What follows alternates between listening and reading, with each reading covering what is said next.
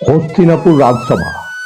মহারাজ ধৃতরাষ্ট্র বিরাজমান, মাতা গান্ধারী সহ চারিপাশে পারিষদগণ সভা আলো করে বসে আছেন। মাতুল শকুনির পরামর্শে ঈর্ষাপরায়ণ দুর্যোধন পাণ্ডবদের পাশা খেলায় আমন্ত্রণ করেন। কুরু ভ্রাতাদের পক্ষে পাশা খেলা পরিচালনা করবেন কুটিল শকুনি।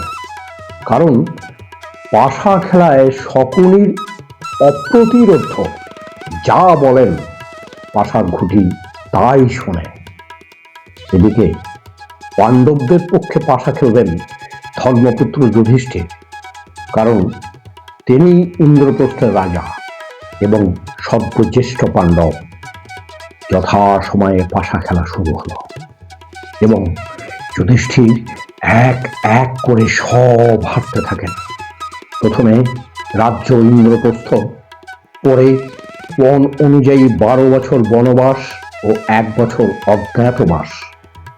যখন আর কিছুই নেই, ঠিক সেই মুহূর্তে যুধিষ্ঠির করলেন তার জীবনের মারাত্মক ভুল এবং দ্রৌপদীকে নিজ সম্পদ মনে করে নিজ স্ত্রীকেও পণ রাখেন এবং পরাজিত হন।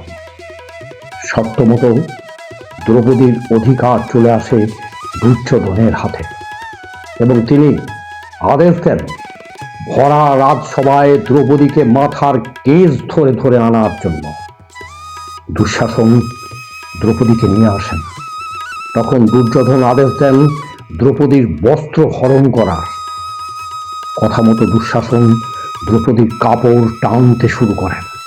অসহায় দ্রৌপদী পাণ্ডবদের দিকে তাকালেন, দেখলেন সকল ভাই মাথা নিচু করে বসে আছে। তখন দ্রৌপদী নিজ মর্যাদা রক্ষার জন্য আপ্রাণ চেষ্টা করেন এবং ব্যর্থ হন। দুঃশাসন সমস্ত বস্ত্র যখন খোলার চেষ্টা করছে, তখন দ্রৌপদী 2 হাত ওপরে তুলে স্বয়ং ভগবানকে আহ্বান করেন নারীর মর্যাদা রক্ষার জন্য। ভক্তাধীন গোবিন্দ সঙ্গে সঙ্গে দ্রৌপদীর বস্ত্র একটার পর একটা যোগান দিতে থাকেন। কাপড় টানতে টানতে কাপড়ের পাহাড় জমে যায়, কিন্তু বস্ত্র আর শেষ হয় না। ক্লান্ত দুঃশাসন হতাশ হয়ে বসে পড়েন। দ্রৌপদীর লজ্জা রক্ষা পায়। এই হলো ভগবানের ম্যাজিক। সম্পূর্ণরূপে আত্মসমর্পণ করতে পারলেই ব্যাস,